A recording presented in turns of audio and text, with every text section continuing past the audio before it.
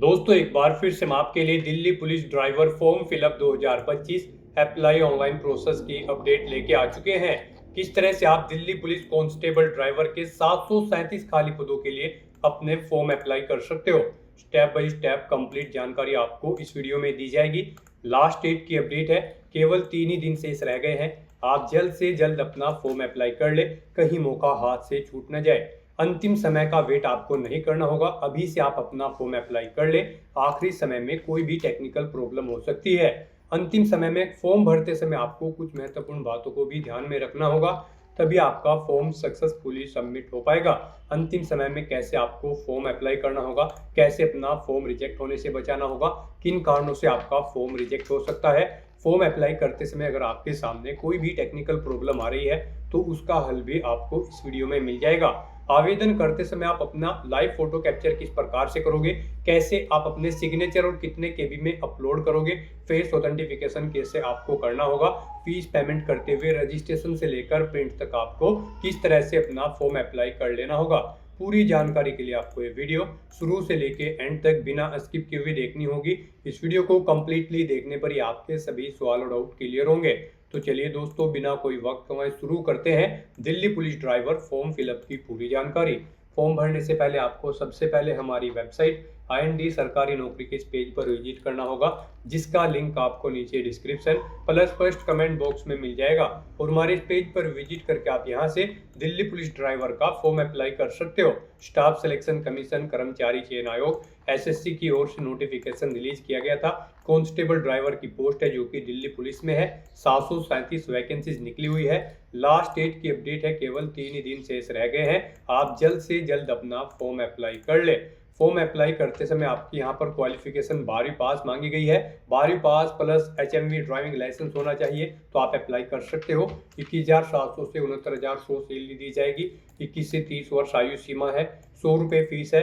SC/ST PWD को fees जमा नहीं करनी होगी। ऑनलाइन मोड से आप फीस पेमेंट कर सकते हो। सिलेक्शन होगा आपका computer based examination, physical test, document verification, trade test, medical examination के आधार पे ऑनलाइन अप्लाई कर सकते हो। ऑल इंडिया से अप्लाई कर सकते हो। ssc.gov.in पोर्टल से इंपोर्टेंट लिंक सेक्शन के अंतर्गत ऑफिशियल नोटिफिकेशन PDF लिंक पर क्लिक करके आप इसकी PDF डाउनलोड कर सकते हो, जिसके अंतर्गत आपको कंप्लीट वैकेंसीज की इंफॉर्मेशन मिल जाएगी। एज लिमिट, एज रिलैक्सेशन की जानकारी, क्वालिफिकेशन की डिटेल, एग्जामिनेशन सेंटर की पूरी इंफॉर्मेशन आपको यहाँ पर दी गई है। एग्जामिनेशन पैटर्न, सिलेबस और फिजिकल क्राइटेरिया की डिटेल भी आपको इसी PDF में मिल जाएगी। और इसी PDF में एंड में आप देख सकते हो फॉर्म अप्लाई करने की कंप्लीट गाइडलाइंस आपको दे दी गई है, जैसे कि लाइव फोटो आपको किस प्रकार से कैप्चर करना होगा, कैसे सिग्नेचर अपलोड करने होंगे, फेस ऑथेंटिकेशन आपको किस प्रकार से करना होगा। पूरी डिटेल के लिए आपको एक पूरी PDF रीड आउट करना अनिवार्य है। इसको पूरा पढ़ने से ही आपके सभी सवाल और डाउट क्लियर होंगे। PDF रीड आउट करने के बाद में आपको अप्लाई ऑनलाइन के इस लिंक पर क्लिक करना होगा, तो आपके सामने ऑनलाइन आवेदन करने का ये ऑफिशियल पोर्टल ओपन हो जाएगा। गाइस, यहाँ पर आने के बाद आपको इस वेबसाइट के टॉप पर ही लॉगिन और रजिस्टर की ये टैब दी गई है। आपको इस पर क्लिक करना है। उसके बाद आपके सामने ये पॉपअप शो होगा। यहाँ पर अगर आपने पहले से रजिस्ट्रेशन कर रखा है और अपनी आधार इनेबल प्रोसेस कंप्लीट कर रखी है, तो यहाँ पर बस अब आपको अपना रजिस्ट्रेशन नंबर एंटर करना है, अपना पासवर्ड आपको एंटर करना है, ये कैप्चा कोड आपको यहाँ पर एंटर करना है और लॉगिन की इस टैब पर क्लिक करते हुए आपको अपने डैशबोर्ड में लॉगिन कर लेना है और वहां से अपना फॉर्म अप्लाई करना है। गाइस, हम आपको बता दें यहाँ पर SSC ने आधार इनेबल प्रोसेस कर दिया है। जी हाँ दोस्तों, यहाँ पर अब आपको अपना आधार वेरीफाई करना मस्ट है। बिना उसके यहाँ पर अब आप SSC की किसी भी भर्ती के लिए फॉर्म अप्लाई नहीं कर पाओगे। तो अगर आपने अपनी आधार प्रोसेस कंप्लीट कर रखी है तो आप लॉगिन करके फॉर्म अप्लाई कर सकते हो। और अगर आप SSC की किसी भी भर्ती के लिए फर्स्ट टाइम अप्लाई करने जा रहे हो या फिर आप नए सिरे से रजिस्ट्रेशन करना चाहते हो, तो यहाँ पर आपको न्यू यूजर रजिस्टर नाउ का ये लिंक दिया गया है। आपको रजिस्टर नाउ के इस लिंक पर क्लिक करना है। उसके बाद आपके सामने यहाँ पर रजिस्ट्रेशन का प्रोसेस स्टार्ट हो जाएगा। यहाँ से आप अपना SSC की वेबसाइट पर वन टाइम रजिस्ट्रेशन कर सकते हो। यहाँ पर आने के बाद हम आपको बता दें, आपको 4 स्टेप कंप्लीट करने हैं, आपका OTR कंप्लीट हो जाएगा। सबसे पहले यहाँ पर आपको अपनी पर्सनल डिटेल देनी है, फिर आपको अपना पासवर्ड यहाँ पर क्रिएट करना है, अपनी एडिशनल डिटेल देनी है, उसमें आपको अपनी नेशनलिटी, एड्रेस और एजुकेशनल क्वालिफिकेशन की डिटेल डिटेल देनी होगी। फिर यहाँ पर आपको अपनी डिटेल्स को डिक्लेयर करते हुए अपना रजिस्ट्रेशन कंप्लीट कर लेना है। तो इन 4 स्टेप्स को कंप्लीट करते हुए यहाँ पर आपको अपना OTR कंप्लीट करना है। उसके लिए यहाँ पर अब आपको कंटिन्यू की स्टेप पर क्लिक कर देना है। जैसे ही आप स्टेप पर क्लिक करेंगे आपके सामने यहाँ पर रजिस्ट्रेशन का फॉर्म स्टार्ट हो जाएगा।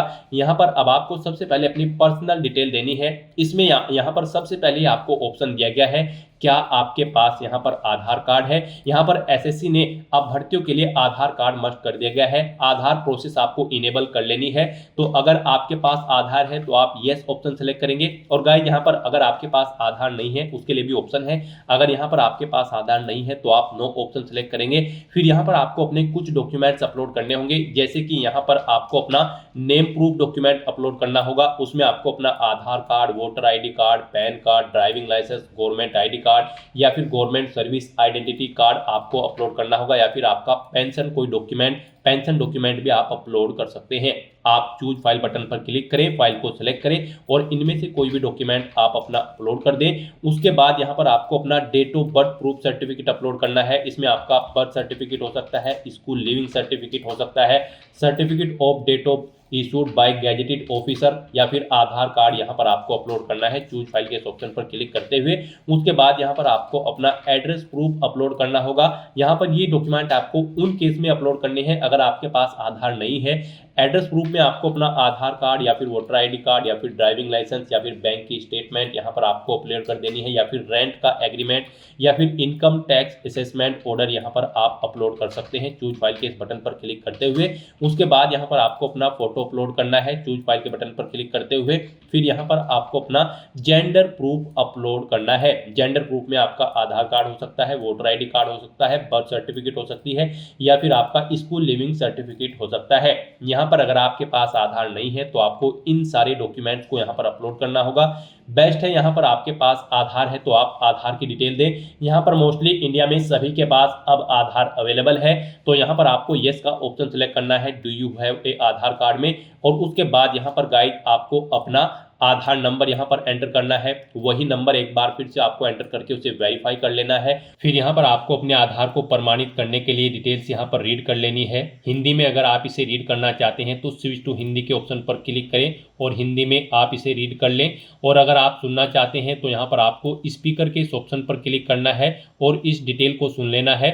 और उसके बाद गाइड यहाँ पर आपको इस चेकबॉक्स को ओके करना है और फिर यहाँ पर आपको सेंड OTP के इस ऑप्शन पर क्लिक कर देना है। फिर आपके रजिस्टर्ड मोबाइल नंबर पर जिससे आपका आधार लिंक है उस पर एक OTP आएगा, वो OTP आपको यहाँ पर एंटर करना है। और फिर गाइज आपको वेरीफाई OTP के ऑप्शन पर क्लिक करके अपना आधार वेरीफाई कर लेना है। फिर आपके सामने यहाँ पर शो हो जाएगा आपका आधार सक्सेसफुली वेरीफाइड हो चुका है। ग्रीन कलर में आपको वेरीफाइड का ऑप्शन यहाँ पर मिल जाएगा। उसके बाद गाइज यहाँ पर आपको अपना नाम एंटर करना है अपनी 10वीं की मार्कशीट के अकॉर्डिंग। फिर आपको वही नाम एक बार फिर से एंटर करके वेरीफाई कर लेना है।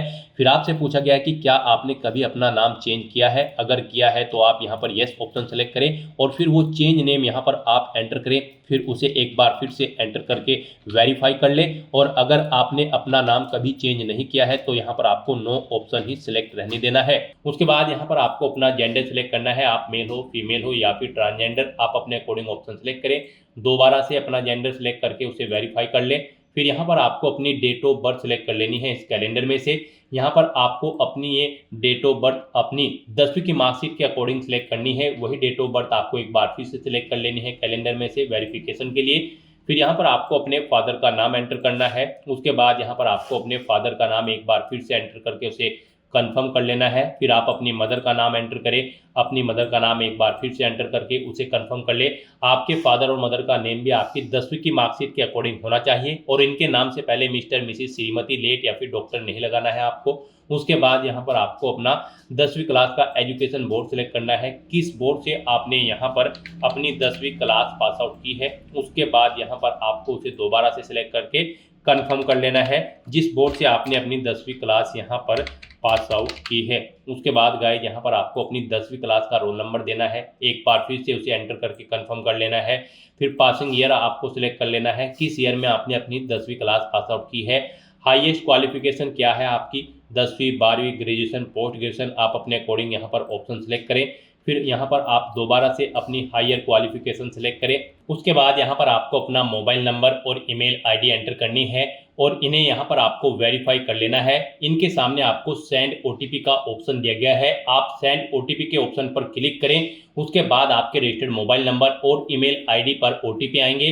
वो ओटीपी आप यहाँ पर एंटर करके अपने मोबाइल नंबर और ईमेल आईडी को वेरीफाई कर लें और उसके बाद गाइस यहाँ पर आप सेव एंड नेक्स्ट के इस ऑप्शन पर क्लिक कर दें। इस तरह से यहाँ पर आपकी पर्सनल डिटेल सक्सेसफुली सेव हो जाएगी। उसके बाद यहाँ पर आपको एक रजिस्ट्रेशन नंबर प्रोवाइड करा दिया गया है। यह रजिस्ट्रेशन नंबर आपको केयरफुली नोट डाउन करके रख लेना है फ्यूचर यूज के लिए।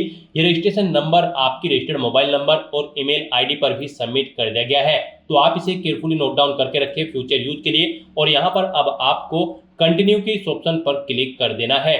नेक्स्ट आपके सामने कुछ इस तरह से इंटरफेस ओपन होगा। अब यहाँ पर आपको जो रजिस्ट्रेशन नंबर मिला है वो रजिस्ट्रेशन नंबर आपको एंटर करना है। उस रजिस्ट्रेशन नंबर के साथ साथ ही आपकी ईमेल आईडी और मोबाइल नंबर पर एक पासवर्ड भी आया होगा, वो पासवर्ड यहाँ पर आपको एंटर करना है। उसके बाद आपको ये कैप्चा कोड यहाँ पर एंटर करना है और फिर गाइस यहाँ पर आपको साइन इन के इस ऑप्शन पर क्लिक कर देना है।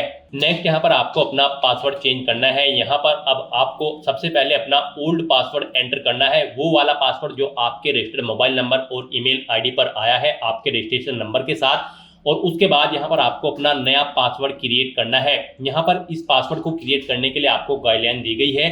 आपका पासवर्ड कम से कम 8 कैरेक्टर का होना चाहिए और ये अल्फा न्यूमेरिक फॉर्मेट में होना चाहिए। मींस आपके पासवर्ड में कम से कम एक अपर केस कैरेक्टर, एक लोअर केस कैरेक्टर, एक इंटीजर नंबर, एक स्पेशल कैरेक्टर जैसे कि @ या फिर $, होना चाहिए। तो इस फॉर्मेट में यहाँ पर आपको अपना पासवर्ड क्रिएट करना है।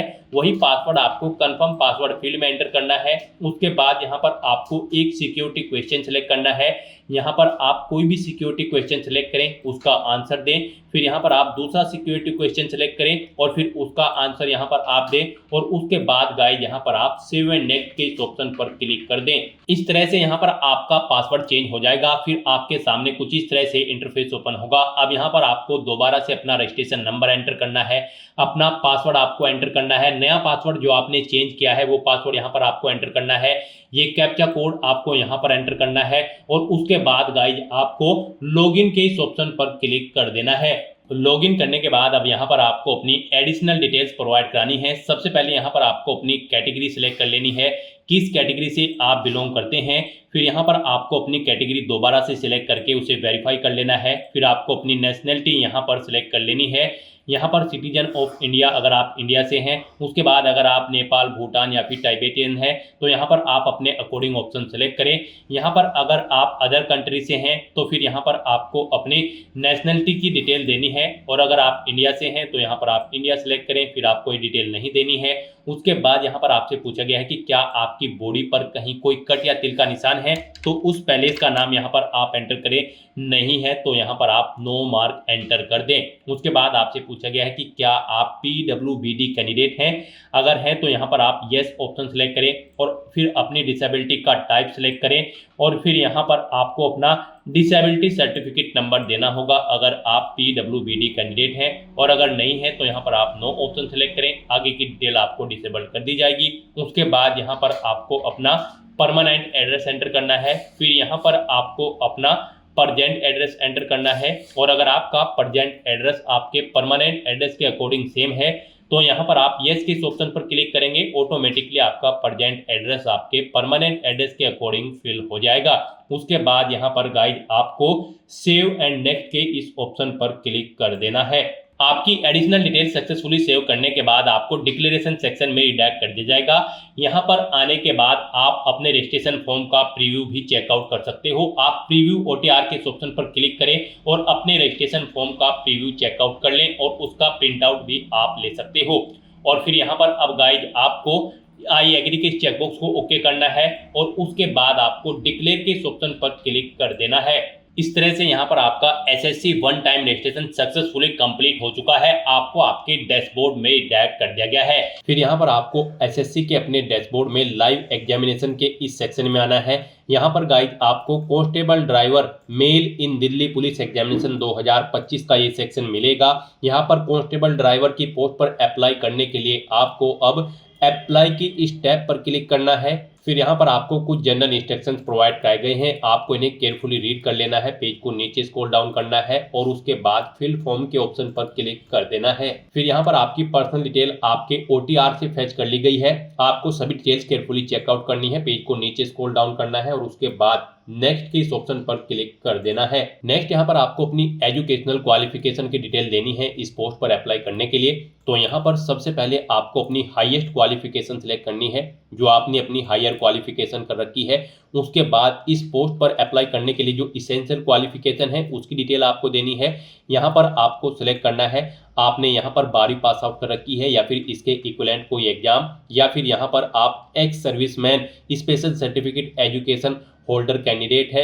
यहाँ पर आप इनमें से कोई भी ऑप्शन अपने अकॉर्डिंग ऑप्शन सेलेक्ट करें। यहाँ पर गाइड इस भर्ती में पार्टिसिपेट करने के लिए, जी हाँ दोस्तों, SSC Delhi police constable driver की पोस्ट पर अप्लाई करने के लिए आपका कम से कम 12वीं क्लास पास आउट होना जरूरी है किसी वेल रिकॉग्नाइज्ड बोर्ड या फिर स्कूल से। तो यहाँ पर आपको 12th स्टैंडर्ड सेलेक्ट करना है या फिर इसके इक्विवेलेंट। उसके बाद यहाँ पर आपको अपनी इसेंशियल क्वालिफिकेशन का स्टेटस सेलेक्ट करना है, आप एपियर्ड हो या फिर पास आउट हो। एपियर्ड कैंडिडेट भी एलिजिबल है, अप्लाई कर सकते हैं। यहाँ पर फिर आपको पासिंग ईयर सेलेक्ट करना है, कब आपने पास आउट की है। यहाँ पर उसके बाद फिर आपको स्टेट सेलेक्ट करना है, जिस स्टेट से यहाँ पर आप अपनी 12वीं क्लास कर रहे हैं या फिर पास आउट कर चुके हैं। उसके बाद यहाँ पर आपको बोर्ड का नाम सेलेक्ट करना है, जिस बोर्ड से आपने यहाँ पर अपनी 12वीं क्लास पास आउट की है। फिर आपको अपनी 12वीं क्लास का रोल नंबर देना है, उसकी परसेंटेज यहाँ पर आपको एंटर करनी है, कितने % मार्क्स आपने ऑब्टेन किए हैं। CGPA एंटर किया है तो आप CGPA एंटर कर देंगे। परसेंटेज अगर आप एंटर कर देंगे फिर CGPA का कॉलम आपके सामने यहाँ पर डिसेबल्ड कर दिया जाएगा। तो यहाँ पर फिर आपसे पूछा गया है कि क्या आपके पास हैवी मोटर ड्राइविंग लाइसेंस है। इस भर्ती पर अप्लाई करने के लिए आपका 12वीं क्लास पास आउट होना जरूरी है, प्लस आपके पास यहाँ पर एक valid heavy motor driving licence होना जरूरी है ड्राइवर की इस पोस्ट पर अप्लाई करने के लिए। तो यहाँ पर भी आपको यस ऑप्शन सेलेक्ट करना है। उसके बाद आपको अपने ड्राइविंग लाइसेंस की डिटेल देनी है। ड्राइविंग लाइसेंस नंबर यहाँ पर आपको एंटर करना है, किस अथॉरिटी ने आपको इशू किया है उसका नाम यहाँ पर देना है, कब इशू हुआ है वो डेट आपको इस कैलेंडर में से सिलेक्ट कर लेनी है।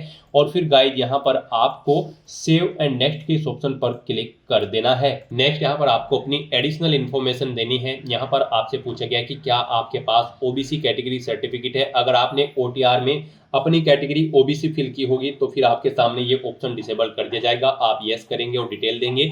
और अगर आपके पास OBC कैटेगरी सर्टिफिकेट नहीं होगा, आप OBC कैटेगरी से नहीं होंगे, तो फिर यहाँ पर आपके सामने ये ऑप्शन डिसेबल्ड कर दिया जाएगा। फिर यहाँ पर आपसे पूछा गया कि क्या आप EX सर्विसमैन या फिर आर्म फोर्सेस कैंडिडेट हैं। अगर हैं तो आप यस करेंगे और फिर ज्वाइनिंग डेट देंगे अपनी सर्विस की या फिर आर्म फोर्सेस की, और फिर यहाँ पर डिस्चार्ज डेट आप सिलेक्ट करेंगे। इनके अकॉर्डिंग यहाँ पर आपकी सर्विस की लेंथ कैलकुलेट करके आपको शो कर दी जाएगी। और अगर आप एक सर्विसमैन कैंडिडेट नहीं है तो आप नो ऑप्शन सेलेक्ट करें। फिर आपसे पूछा गया कि क्या आप दिल्ली पुलिस के डिपार्टमेंटल कैंडिडेट हैं। अगर हैं तो आप यस करेंगे, नहीं तो नो ऑप्शन सेलेक्ट करेंगे। यस अगर आप करेंगे तो फिर आपको दोबारा से यहाँ पर यस करके कंफर्म करना होगा। नो करेंगे तो नो को भी आपको दोबारा से यहाँ पर कंफर्म करना होगा, वेरीफाई करना होगा। फिर यहाँ पर आपसे पूछा गया कि क्या आप किसी के पुत्र हैं जो सर्विस कर रहे हैं या फिर रिटायर्ड है यहाँ पर multitasking staff of Delhi police से। अगर हैं तो आप यस करेंगे, नहीं तो नो ऑप्शन सेलेक्ट करेंगे। फिर यहाँ पर आपसे पूछा गया कि क्या आपने अपने देश को स्टेट लेवल या फिर नेशनल लेवल पर किसी स्पोर्ट में रिप्रेजेंट किया है। अगर किया है तो आप यस करेंगे और फिर गाइड यहाँ पर स्पोर्ट का नाम सेलेक्ट करेंगे, और नहीं किया है तो आप नो ऑप्शन सेलेक्ट करेंगे। फिर आपसे पूछा गया कि क्या आप एज में रिलेक्शन चाहते हैं। अगर चाहते हैं तो यस करें और अपना एज रिलेक्शन कोड यहाँ पर सेलेक्ट कर लें, SC/ST। नहीं चाहते हैं तो नो ऑप्शन सेलेक्ट करें। इस तरह से अपनी ये एडिशनल इन्फॉर्मेशन प्रोवाइड करने के बाद फिर आपको सेव एंड नेक्स्ट के इस ऑप्शन पर क्लिक करना है। फिर यहाँ पर आपको अपने एग्जामिनेशन सेंटर सेलेक्ट करने हैं। यहाँ पर आपको 3 चॉइसेस दी गई है, आप अपनी चॉइस के अकॉर्डिंग 3 एग्जामिनेशन सेंटर सेलेक्ट करें। यहाँ पर आप जिसे फर्स्ट नंबर पर प्रेफरेंस देना चाहते हैं उसे फर्स्ट नंबर पर सिलेक्ट करें, जिसे सेकंड थर्ड पर चाहते हैं उसे सेकंड थर्ड पर आप सिलेक्ट कर लें।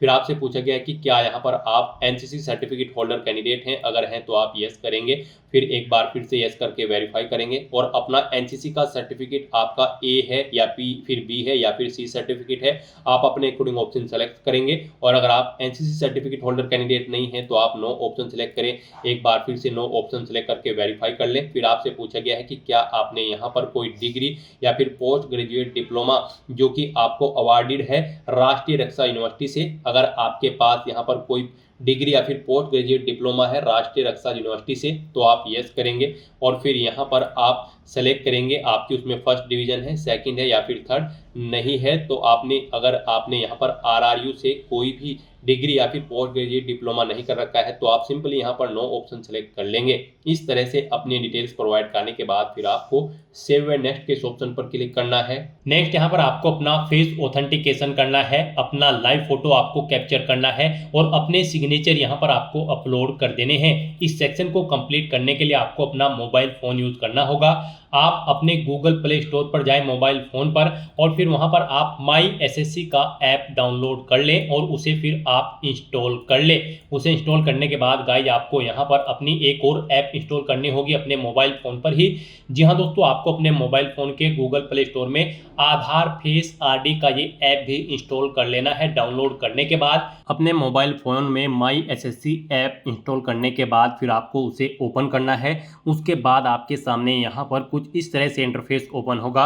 यहाँ पर आने के बाद गाइस आपको लॉगिन/रजिस्टर की इस टैब पर क्लिक कर देना है। उसके बाद आपके सामने यहाँ पर लॉगिन का पॉपअप ओपन हो जाएगा। अब यहाँ पर आने के बाद आपको अपना यूजर नेम एंटर करना है और उसके बाद आपको अपना पासवर्ड एंटर करना है। आपको ये यूजर नेम और पासवर्ड वही एंटर करना है जो आपने एसएससी की वेबसाइट पर वन टाइम रजिस्ट्रेशन करते हुए क्रिएट किया था। उसके बाद आपको ये कैप्चा कोड यहाँ पर एंटर करना है और फिर गाइज आपको लॉगिन की इस टैब पर क्लिक करते हुए अपने डैशबोर्ड में लॉगिन कर लेना है।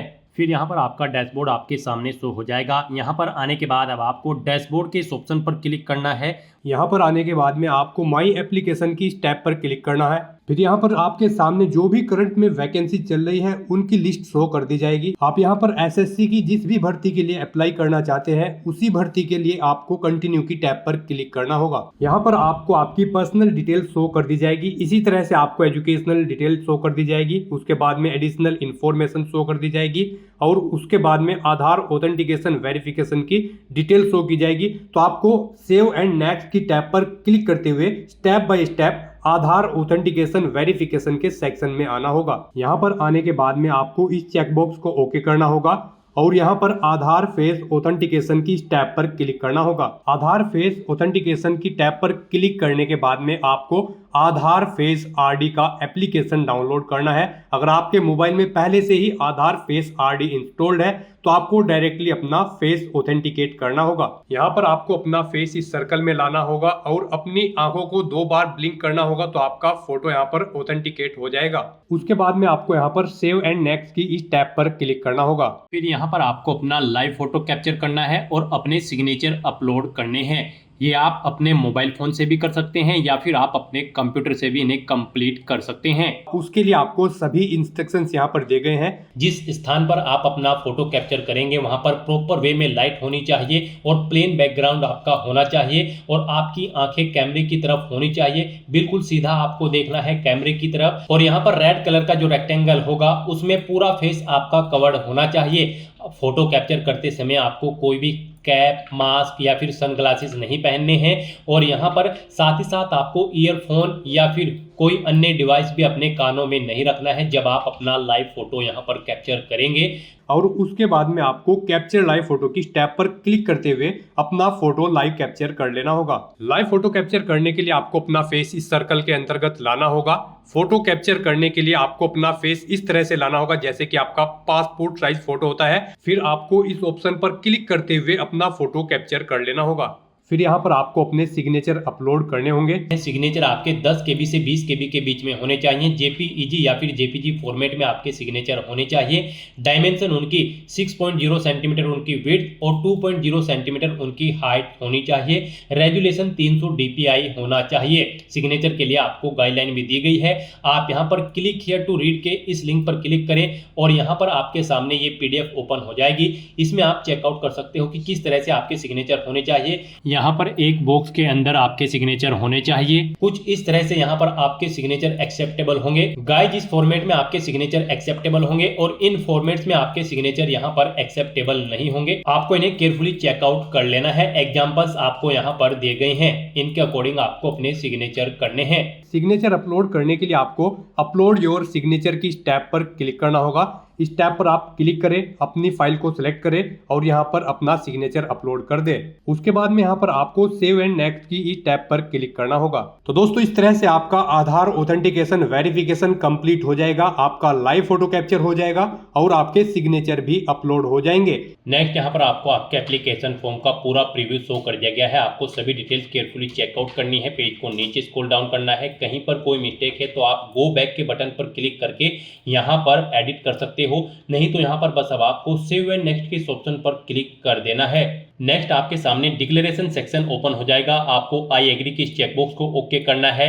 ये कैप्चा कोड आपको यहाँ पर एंटर करना है और उसके बाद गाइज आपको सबमिट के इस ऑप्शन पर क्लिक कर देना है।